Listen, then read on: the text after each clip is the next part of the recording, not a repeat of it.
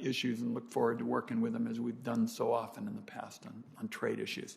I think Senator Daines is next. All right, Mr. Chairman, thank you, and thanks to the panelists today. I think it's been stated a couple times, but it's worth reemphasizing. 95% of the world's consumers live outside the United States. Because of that, trade is essential, certainly for a state like Montana, as well as the entire country related to jobs, economic growth, the future. This is about kids and grandkids and access to these markets.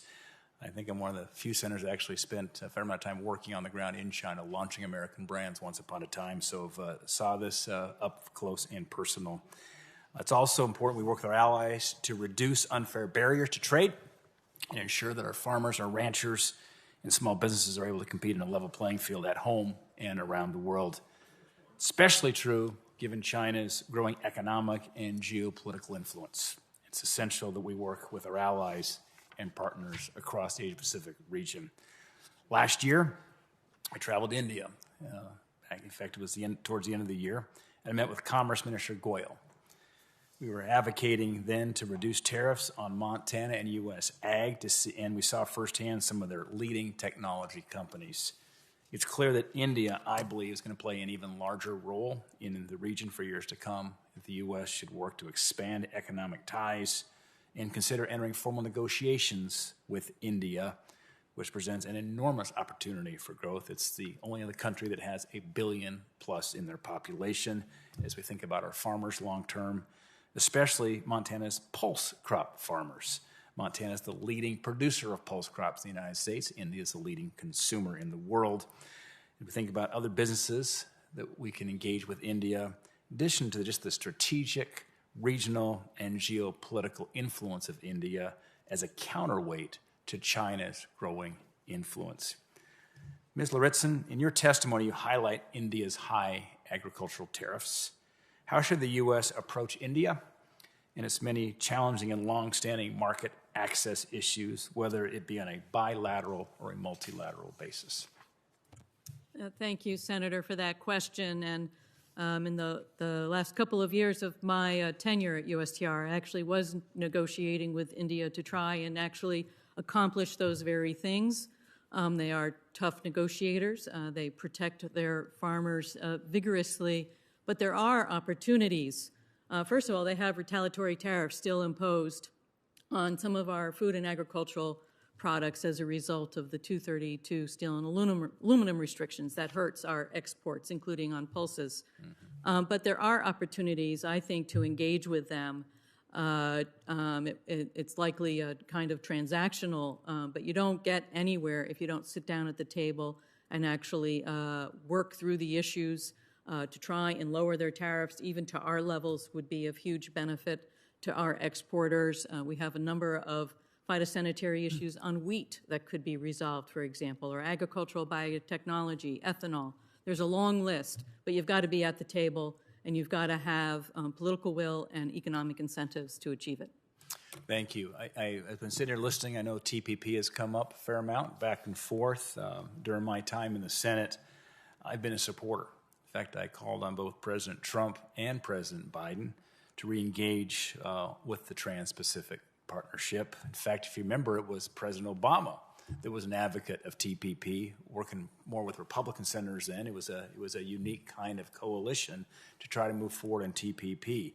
I think it's important both for economic benefits as well as part of a more holistic strategy as we think about countering China. Ms. Lauritsen, how has withdrawing from TPP impacted U.S. ag exports and access to markets in the region? So because we're not a part of CPTPP, we are at an economic disadvantage for many products. While we have a partial agreement with Japan, we didn't succeed in negotiating elimination of all tariffs going into Japan. So that needs to be done, and we're losing market share.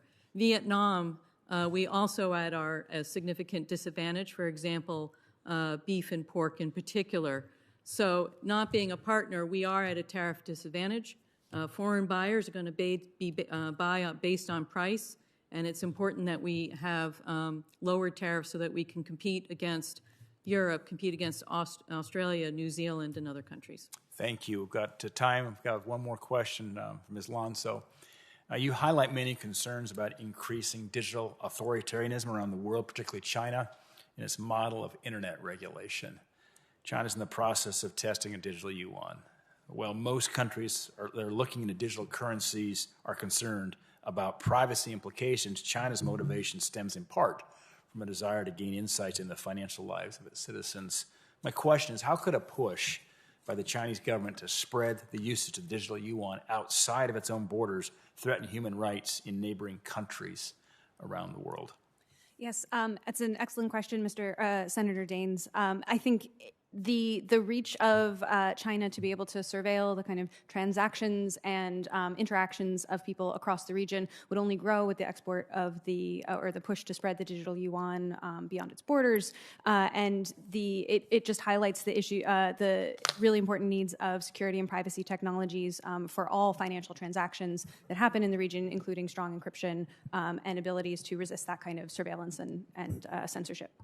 Thanks, Mr. Chairman, thank you. Thank you. Before my colleague leaves, I want to thank him for wrapping up his questions with that focus on digital and encryption. I did that as well, and for those who aren't aware, Senator Daines and I have worked together often on these issues, and I know we'll be applying some of what we've learned to the Indo-Pacific issue as well, and I thank my colleague. All right, Senator Brown. Thank you, Mr. Chairman, and I'm glad to see labor here for the discussion. This is with a different president and a different chair of the committee, and thank you for putting labor at the center of all of this. We want, and my question will be for Mr. Wessel, we want a worker-centered trade approach that creates good jobs and raises wages, that rebuilds our industrial base, that looks out for workers' health and safety, and the safety and the cleanliness of our planet, that improves labor rights worldwide, something we've not seen in the past in this committee or in an administration in my memory. We unite in wanting, and I appreciate Ms. Lanzo's comments about that, we unite in wanting to counter China's labor and human rights